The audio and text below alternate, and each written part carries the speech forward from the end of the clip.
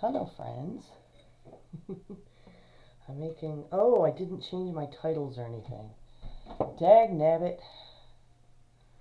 Alright, I'll be back. I'm gonna go do that.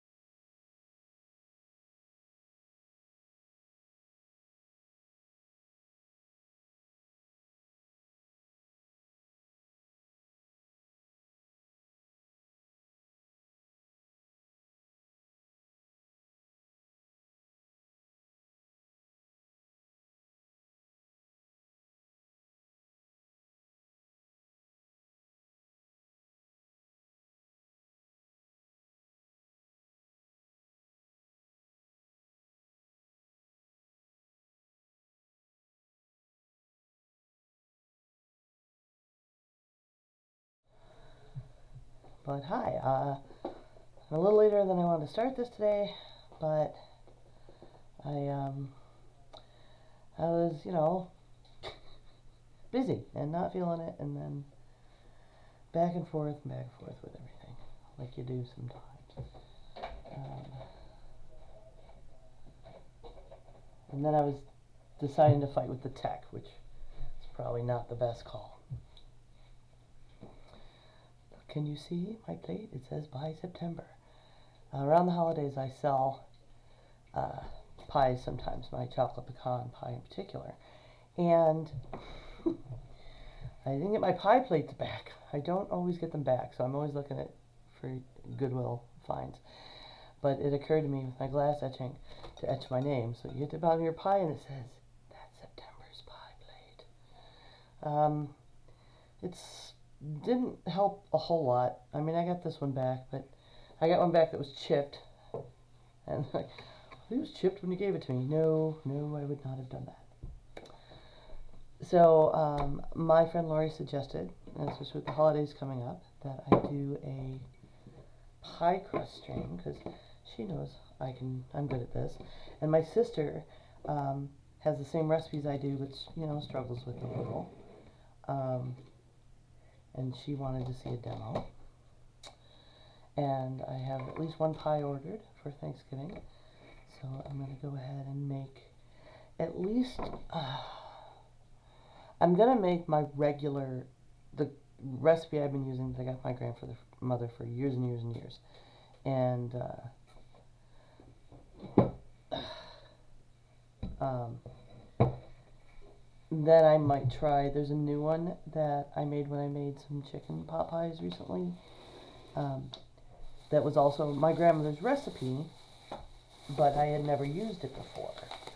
Um, Recipe A has a little vinegar in it, which is an interesting trick. It keeps it tender, I guess, and also uses ice water, which can be super relevant for a pie crust. The whole flaky thing with a pie crust is whatever fat you're using, whether it's shortening or butter or both. Um, when it bakes, it releases moisture and goes, and just like puff pastry and all that kind of stuff, that's what gets the flakes into your crust. Um, this is my etched baking cutter too. So I'm debating whether I'm going to do the old-fashioned way first, which is using a pastry cutter, or the quick way, the easier way. Because if I bail out because I'm tired and don't get to the second crust right away, I don't want you to all miss this, although you just explain, basically. At the stage where we're cutting the fat into the flour, you use a pastry cutter. I like these that have like a blade. A lot of them come now with a wire like a whisk, and I find they don't work anywhere near as effectively as this one does. But there's another way to do it. Obviously, it's a lot cheaper to get yourself a pastry cutter if you don't have a food processor. But you can do this in a food processor. I should probably mute the mic when I run this. But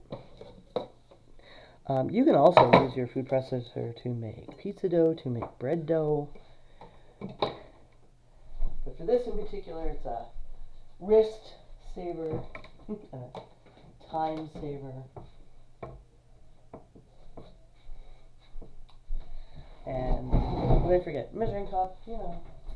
Kind of need a measuring cup.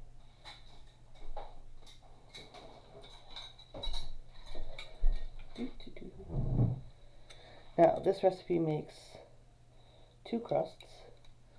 So, it's good for 1 pie if it has a top crust, or 2 pies for my favorite chocolate pecan pie, my famous chocolate pecan pie, because it only has a crust on the bottom. It's not real hard.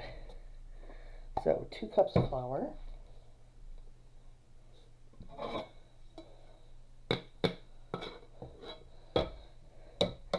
and as much as people say scoop it in, don't scoop out of the bin, I am scooping out of the bin. It's fine. Depending on the humidity in your house, you're adding a little more flour anyway, or a little more liquid if it's not behaving. So, teaspoon of salt,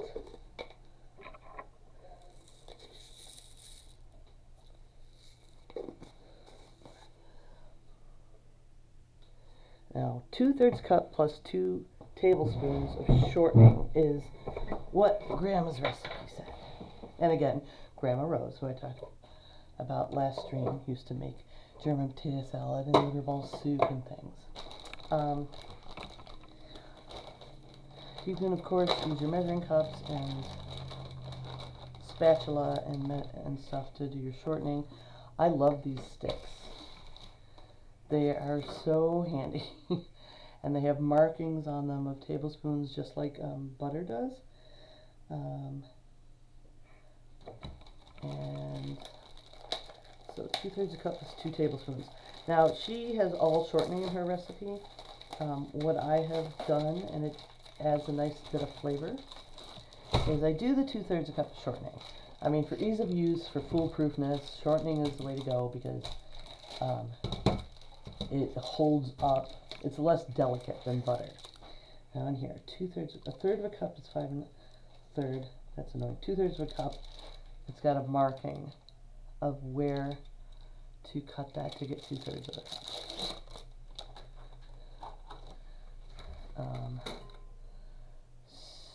So it looks like this is the tail end after 2/3 of a cup. I'm going to leave that for another pie. But that's fine. Babe, could you hand me a knife? What kind? A sharp one? How big? It doesn't matter.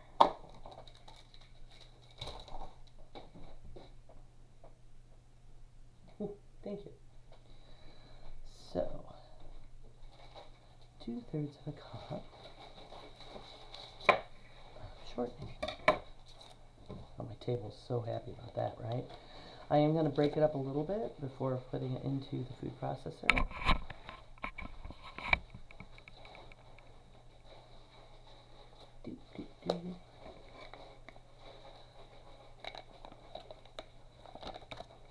not a whole lot. And you get your hands all messy. Let the processor do the work. That's why we're using it. If you dip it in the flour a little, it'll come off your knife easier. And then, for the other 2 tablespoons, I'll use butter. Cold butter, folks. Cold butter. Straight out of the fridge. You can even, if you're using all butter in a recipe like this for pastry, so that it is nice and cold, you can grate it with a cheese grater. If you're doing that, do it from frozen. Like if you're doing that and then using like the hand pastry cutter thing. It's just so, because the grating, just like the food processor, but it'll be so quick, it won't warm it up. The grating will warm it up. But if you start some frozen, it's a good head start toward getting it to the stage you want, which is like a crumbly, coarse, mealy texture. Okie doke. Let's see. So I'm gonna. There's something in there. Ooh, I almost missed some of the paper on my butter. Nobody wants that. Yummy wax paper, not. So I'll put this on, and then I'm just gonna pulse it until all of the shortening and butter is broken up, and I'll show you what the kind of mealy texture you want for your pastry dough before we add the liquid. So let's do this. Boop.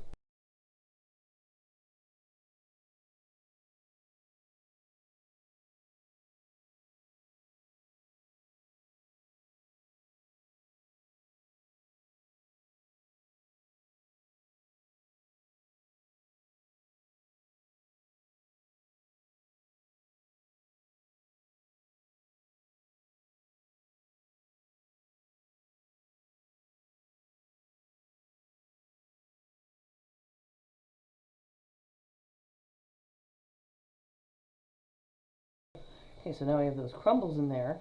The liquid for this is water, but vinegar, as I mentioned at the top. So, again, to not melt your fat, I've got ice water here. And it only takes like a quarter cup of liquid, but you put a tablespoon of vinegar, believe it or not. And no, it doesn't make your crust sour. In a smaller measuring cup.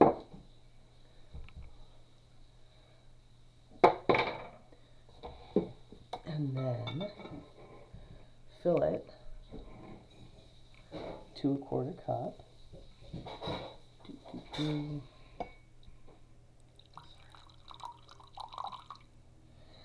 that's your liquid. Pour this in here. You can just dump it all at once, and then I'll mute for you while I pulse this into turning it into a dough.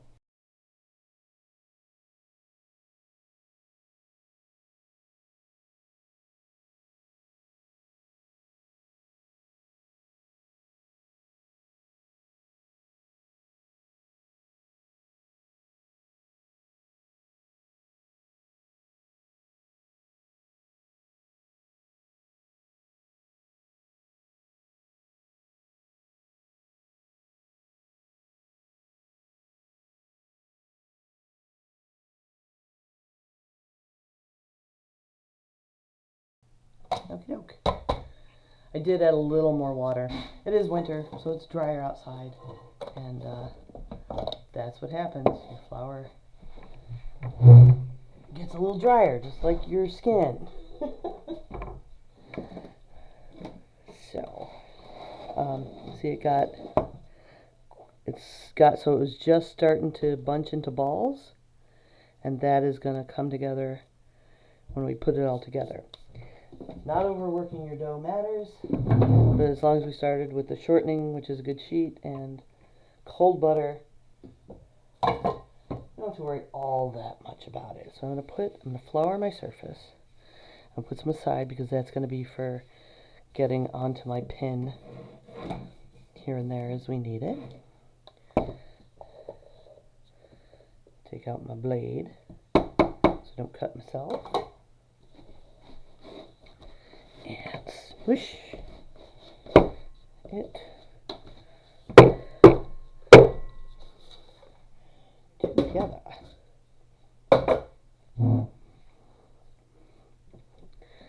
Alright, sit down for now. I don't normally sit down when I'm doing this, but okay, nice round. I see one chunk shortening in there. It's not too bad.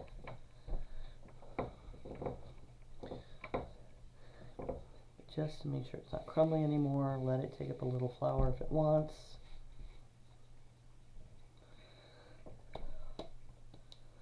And I'm going to make it into a disc with my hand. But I do want to do this evenly because, like I said, it's 2 crusts. So we're going to cut that in half. Put half aside for now. I might just roll out the 1 crust, and then you can freeze this or leave it in the refrigerator, or for a couple of days if you're not going to make your pie for a couple of days. Actually, I think that's what I'm going to do with this, because I'll make the pie that was ordered from my friend today or tomorrow, and then the pie for our Thanksgiving I can give myself a day or 2 to recover. So where am I going to put that? Here's one. Just aside. So again, put this back into a disc so that you're not fighting so much to get a circle. Yeah, that's going to be in the way. Little crumblies are fine. They'll work themselves into the dough. See, it still wants to crack, and that's part of the thing I know my sister and a lot of people have trouble with. I mean, it's not the end of the world. You take broken off pieces and patch your dough, unless you're being crazy pretty. I do want to eventually, if I don't do it today, make the other recipe that I found of my grandmother's in our family cookbook, because it's got milk in it.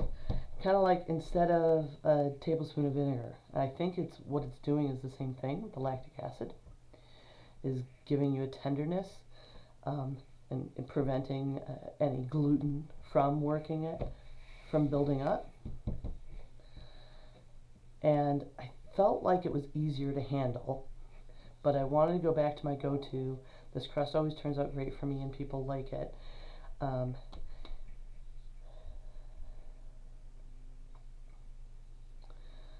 But I want to do the other one soon and kind of side by side it, as was I imagining it was easier to handle? And if it is, maybe I'll just switch.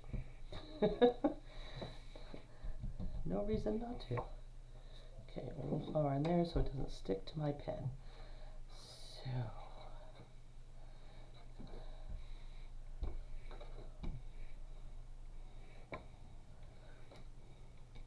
all the way to the edge. It's going to crumble.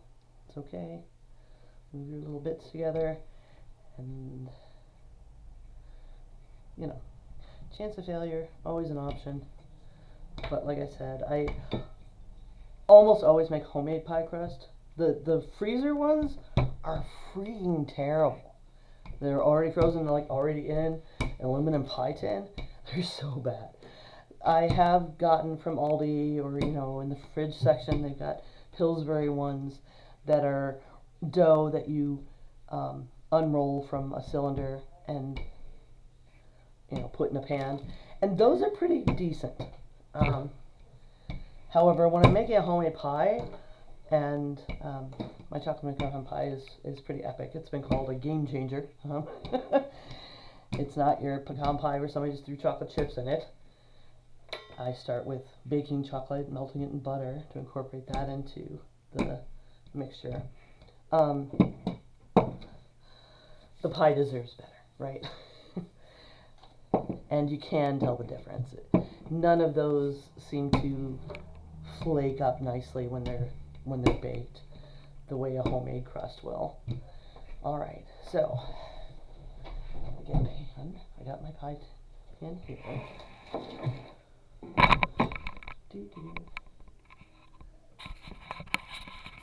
Let's, well, get this cable out of the way. Nobody wants an electronic pie today. Now, to move it is the most daunting part, right? Well, your rolling pin is your friend. And one of these baking scrapers. These are useful for so much more, even if you don't bake. Any prep work, like I've said, you can pick up your ingredients and move them from your cutting board to your pan and whatever. This is how I most use it in a baking context. You can see what's going on. But I'm rolling this up gently. You don't want to be pushing on the pin. If anything, you want to be lifting it a little. Because if you push it, it'll stick to itself. And then you can unroll it into the pan. Magic. So lifting the side as you go around so that it drops in, because it is kind of, dropped on an angle, but it will form fit if you just give it the slack by lifting up the edges.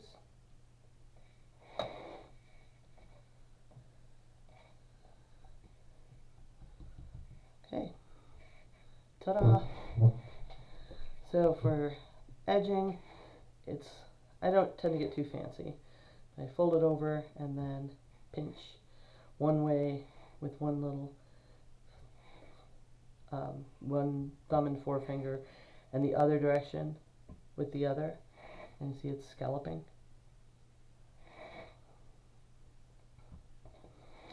Having that a little thicker on the top really can matter. You're less likely to burn. I don't tend to put shields. I do recommend, if you're going to use a store-bought crust from the refrigerator section, go ahead and put a little tin foil around the lip, because that stuff it's pretty thin and it does want to burn more easily than a homemade crust.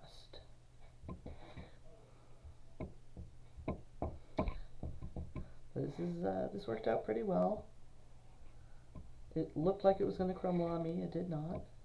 I didn't have any major repairs to do. A little thicker on one side than the other, but again, you can just keep going around to tidy that up. And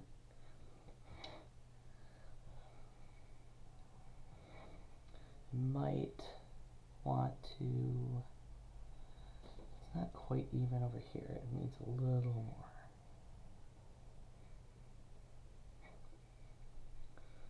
Boop, boop, squish, squish, pinchy pinch. All set. So now what I do with this is put it in the fridge while I make my filling. And then I pour in my filling and bake my pie. And you can, if you cover it, you can leave it in the fridge overnight or whatever if you want to have it nice and cold. But don't let it just sit out while you're doing other stuff, because you'll end up with a flat crust. Because at room temperature, well, a little warmer than room temperature, because you're in your house baking generally, the butter and the Crisco will just melt into your flour. So, now what? This has been a very short stream. Do I make the other style crust? I've got the stuff out. I may as well.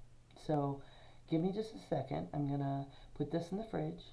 I'm going to wrap up the other piece of dough. And then I'll do it the old-fashioned way and make, without the food processor, and make the other crust recipe.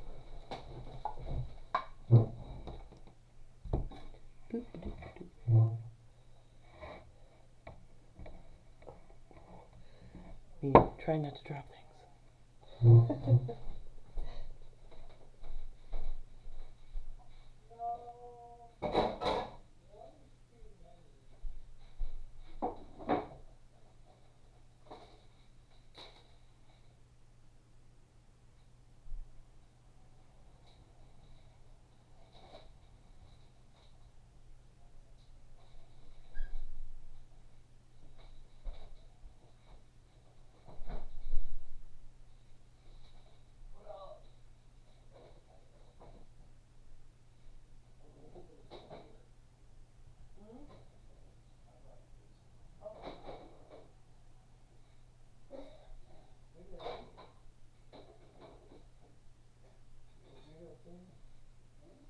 Is it somewhere weird? Oh, it's not that weird. Okay, so here is recipe number 2. And this is good. I'm glad that went quickly, so that I get to do them closer to each other side by side, so I can get a better feel for if the other one's actually easier to handle or if I was imagining it. We have an ad starting in 3 minutes and 29 seconds. So I'll just fart around rather than not be doing the recipe in front of you while that happens, or until that happens. And I've got a little bit of bonus nifty thing to talk about while the ad runs. So if you're a subscriber, you'd be catching that. Or if you're watching it on YouTube. Keep in mind you can also follow me on YouTube. I appreciate it. And because that's where everything's getting archived. So when Twitch deletes this video in a week, you'll still be able to get it. I will put both pie crust recipes in my Discord.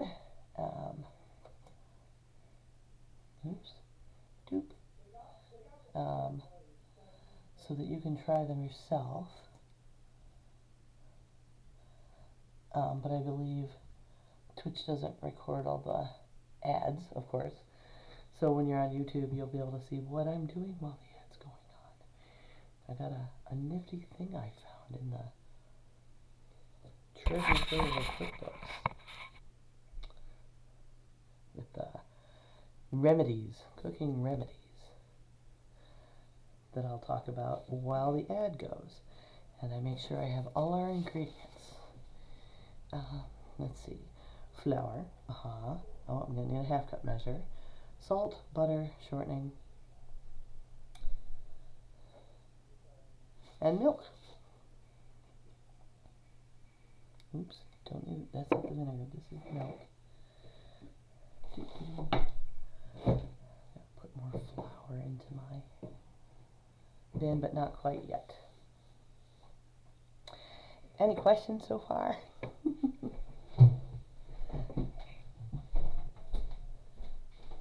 I wish I could get my sister to watch me on Twitch. She's not a Twitch person.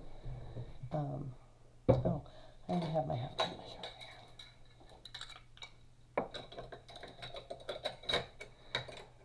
Another minute, killing time. 1/4 cup, 1/3 cup, 1/2 cup is on the back end. So Black Friday deals, there's a lot, right? I have an Amazon affiliate, so as well as my own wish list. If you just click on the affiliate link below my videos in my Twitch or on my homepage, if you use my affiliate link, it helps fund this little project I'm doing here. I appreciate all the help in the world with that. Okay, about 30 seconds. I'm going to grab something to drink and then come back to talk about this little nifty booklet I found while the ad.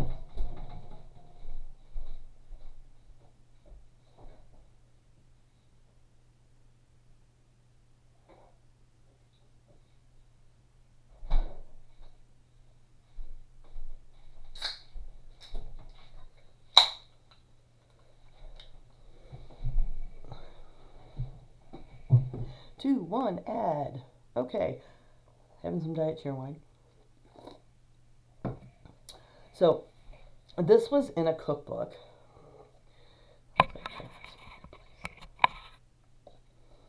From the hundreds of donated cookbooks that my friend Scott gave me to help fund the streaming and stuff.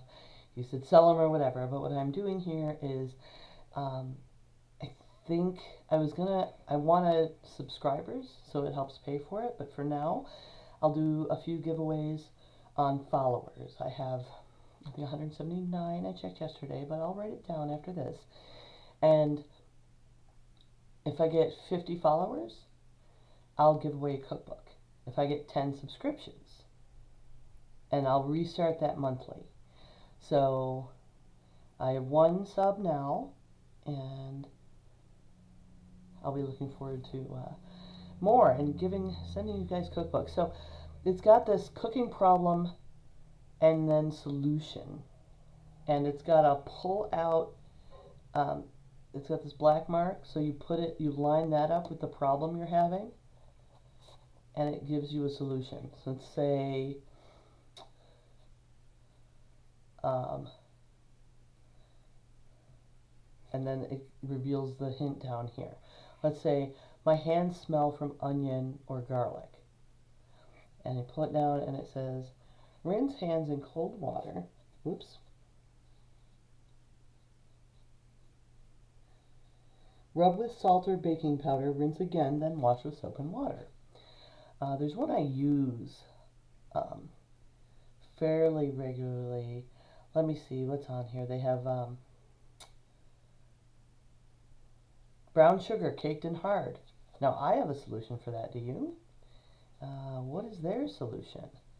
Their solution is placed in a 200-degree Fahrenheit oven until the sugar is dry and crumbly.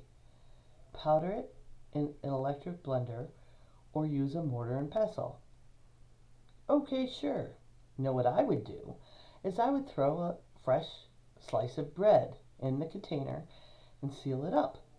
And your brown sugar will become usable again. So anyway, this is a nifty little thing. I might find a way to make this a prize, or I might keep it.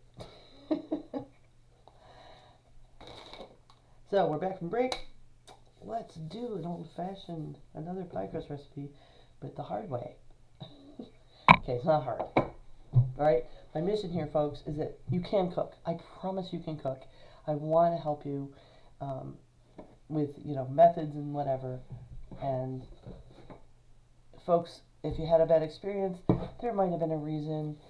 But you can make a lot of delicious food at home and save a butt ton of money by cooking at home. So this one only makes like one crust, and it takes 1 1/2 cup of flour. That's part of the reason I tried this for the pot pies, because I was making just little bitty ones, and I figured it would get me by. And I want to know how it turned out. I've had this recipe for decades. I'm the one who collected all the family recipe cards and got them, digitized. And 1/2 teaspoon of salt. But I just never tried this one. I just always remembered my grandmother putting the vinegar in, right? Having that vinegar in the ice in the water. And so I just knew that was the one I was familiar with and it always had. So when this one showed up, it does say it's a 2-shell crust, actually. But with only 1.5 cups of flour, I guess that would be really thin. I mean, the other one has a full 2 cups. But I never really got around to trying it. So this has 1/4 cup of butter and 1/4 cup of shortening. So this will be a good opportunity to use up one of these little shortening ends. Although I gotta look at the key. It's 1/4 cup is 4 tablespoons, right? So, I knew that. That's gonna be more or less this piece. Yeah,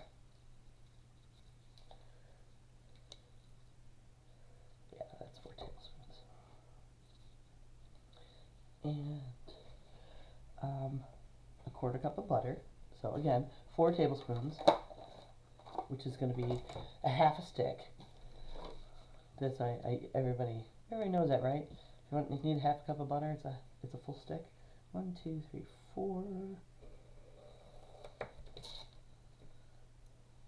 And this will go in the butter dish. This goes in here. I will take the opportunity to get it to kind of cubed. Make this a little less hard, or maybe not. Should have left my cutting board over here, right? Don't do this at home. Okay, there we go. Again, flour your knife. And it'll come out. And here we go. Here's the pastry blender. And you're just breaking it up into tiny little pebbles until it's kind of like a sand. I mean, it's flourier than a coarse sand, but I hear that referred to. Just go up against the side of the bowl, back and forth. Once in a while, you'll want to knock some out of the little holes, but for the most part, it'll keep pushing it through as you come across a bigger chunk.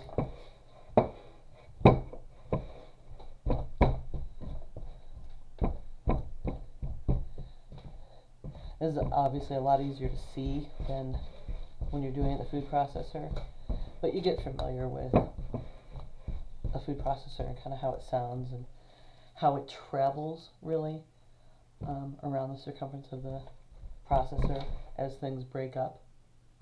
You just want to make sure there's none of these big clumps. Like, see that? That's, you don't want that in your dough. You'll end up with a weird greasy spot, let alone it breaking apart on you. You don't have to worry about working the flour. You can do this as much as you want. It's only when you get liquid into it that you want to be careful about working it, because it'll develop gluten and could get tough.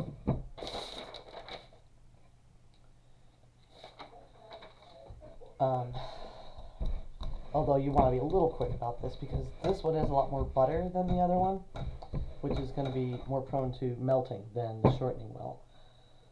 So to get as much flakiness as you want. The reason I switched to a little butter in the original recipe, the first recipe I did, was just to see if it would add a little flavor, a little something, and it does. So again, not necessary. If you use all shortening, it's even easier to work, but it does add like a richness to the flavor. So we're almost done here. Can you see the texture, like crumbly?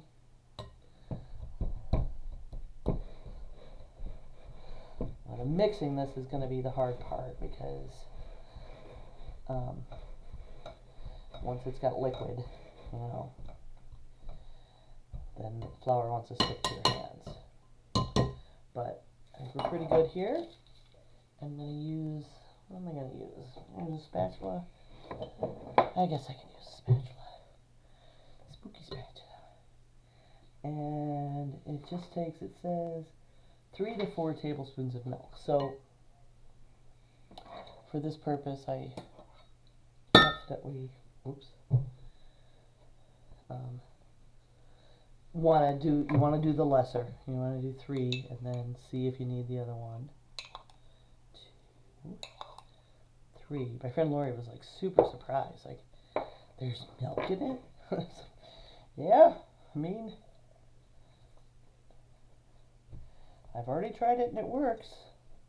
I should look up the science, or maybe one of my nerdy followers here can help me out and look up the science, right? I suspect it's lactic acid. I suspect it's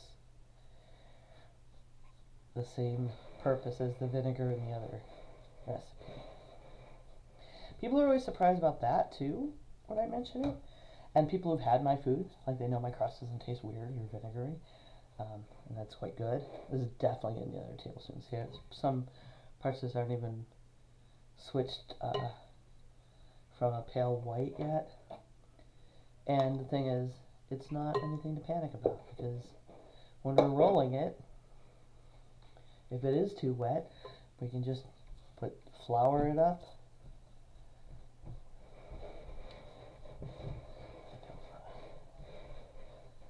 Okay. Now here's where I get my hands messy, because it's the only way to bring it together. Let's see what stage we're at. It wants to stick to my hands. It's coming off fairly easily.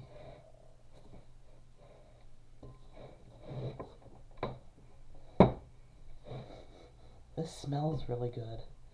Like, the other one didn't really although it's probably the butter is having the smell carry, and it feels really soft. Like it definitely feels different than the other recipe.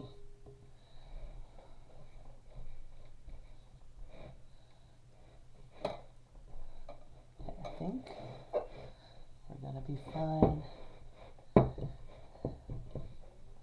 I said I had to add a little flour to the other recipe too, so I'm gonna add a tiny splash of milk because it's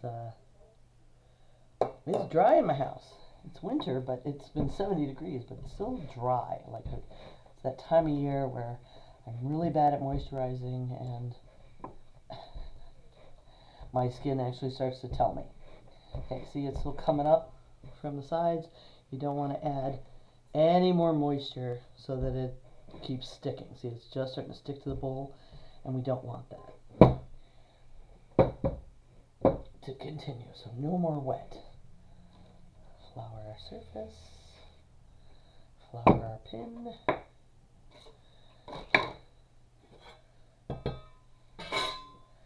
and start with the disc. Don't make it extra hard on yourself. With the size of my pie dish, it says 2 crusts. I really don't trust it for that, so I'm gonna do kind of 2/3, and I think we'll get enough. And if not, like if it does screw up really badly when you're rolling, it's not the end of the world to take it up and do it again. That's still not enough working. I mean, you don't want to do it 4 or 5 times and end up with a tough dough. But you can, ball it up and do it at least one more time, especially, when you've got some shortening in there. I've never used lard to do pie crust. I know some people do. My experience with lard, though, I feel like that would melt a lot easier than shortening. Probably not as easily as butter. But I would use that for a savory dough, not for a sweet pie. And I'm only making sweet pies for Thanksgiving.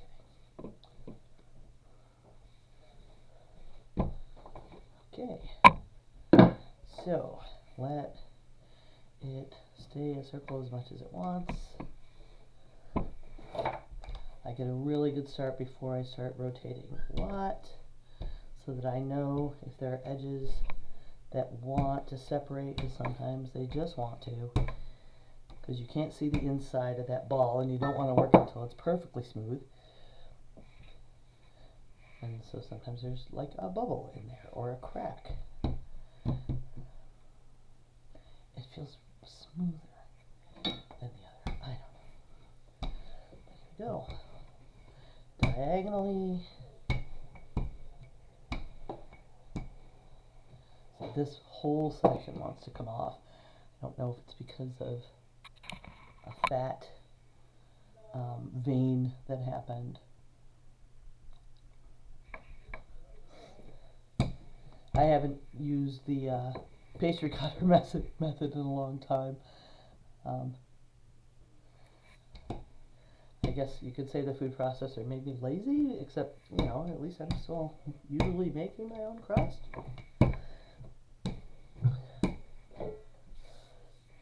I need a little more flour on my pan. Or you could just put the flour on your pie shell. I don't do any pies usually where you blind bake. I guess I should mention blind baking. Have you heard of blind baking? Blind baking is when you kind of pre-bake your crust. If you have some kind of, I don't know, certain recipes want a pre-baked crust, or at least partially pre-baked. And when you do that, you put something like beans, dry beans, in to kind of hold it down so it doesn't just poof on you, and pre-bake the crust that way in your oven. But I don't really do any recipes that require that. Even my chocolate pecan pie, even though I'm pouring in a liquid filling, I don't pre-bake that crust. And it comes out great. And I wouldn't want to, because it's a really high baking temp. And so I worry the edges would burn. It's like I said, if I get a refrigerated crust, I'm going to go from this side. This one's wide. Maybe I could have done a full 2 crust with it. I'd use a shield, but I kind of don't. With my homemade crust, I have not found it to be necessary. So here we go. Probably part of the difference too. Uh-oh. Did I put it in wrong? Oop. Yeah, it definitely is a little more like, I couldn't give it a little zhuzh over like that with the other recipe. So I think it's a little easier to handle with this one.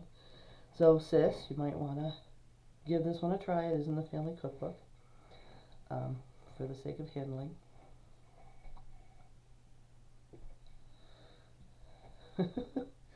I put it in unevenly, so I'll have to patch. But it's not a patch because of the falling apart when you roll that you've been having trouble with, or when moving it. Moving it was, I would say, yeah, for sure easier than it is to move the other recipe. Either way, use your rolling pin. I don't know how I did it most of my life before I figured that trick out. Probably saw somebody do it on Food Network, and I was already in my 30s or something. And I was like, oh, duh.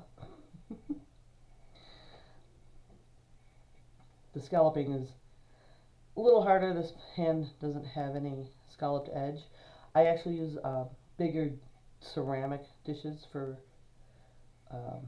you know, our pies at home usually, because they're pretty, but I don't like to lend those out when I sell a pie, because like I said, man, I don't always get those pie tins back. I did lower my price a little bit this year to $25. I upped it to $30 last year just because, like, I need to just build the crust into the price, or the pie dish into the price, because they don't come back even after etching them. And Leanne, girl, I love you, and I know you want me to do the pecan pie on stream. We'll see. I may just fire up the stream when I make it, y'all. It's not a big secret or anything, but it's certainly better than any of the ones I've been able to buy down here that they just took a pecan pie and threw some chocolate chips in it. But I don't think you're going to make it, right? Most people, the recipe used to be a big secret. It took many, many years to get it from my mother, from myself. But the actually getting down to it and making it is a whole other endeavor. And people get a little intimidated by it. So I guess that's another reason to do it on stream. Because it's not that hard. And I don't even use a candy thermometer or anything fancy when I boil it. I literally, the recipe says boil for 2 minutes, and I do. And it works out pretty much every time. I can't use the candy thermometer. I could show how to determine the sugar stage by dripping in some water. But I don't know if I feel safe doing that in this setup. But I broke my candy thermometer the other day. Dropped it on the floor to crash, unfortunately. So there we go. Crust 2. Look at that. How long have we been streaming? Not very long. It's only like 1 set of ads. But I think that's where I'm going to leave it. I'm not going to go and do a whole pie right now. I do have this bit of crust left that I can, who knows, maybe I'll get a muffin tin and make some quiches with it. And then I've got the other whole crust to make the chocolate pecan pie for our Thanksgiving. And then either this one or the one that's in the fridge will be for a person that bought it. And I'll be taking orders for a few more days. Cool. Well, any questions, you can always join my Discord. It's easy to find me. I'm 9 of 12 everywhere. You look at 9 of 12 on YouTube. Actually, if you go to 9of12.com, excuse me. I think I inhaled flour. if you go to 9of12.com, NINEOF12.com, that'll lead you to all my places, all my shows. Part-Time Gamers with Sean, and Tipple Theory with another Sean. We start recording a new season of that on Tuesday. And Part-Time Adventures with Jess and Sonia and Sean. And past shows, Geek Grills, that I did with Linda and Ray and the Jen and stuff for like 7 years. America's Next Top Podcaster episodes that Coverville hosted, and I came in second place, and my Discord. So easy to find all the things there. Thanks for being here today, y'all, and I look forward to cooking with you soon.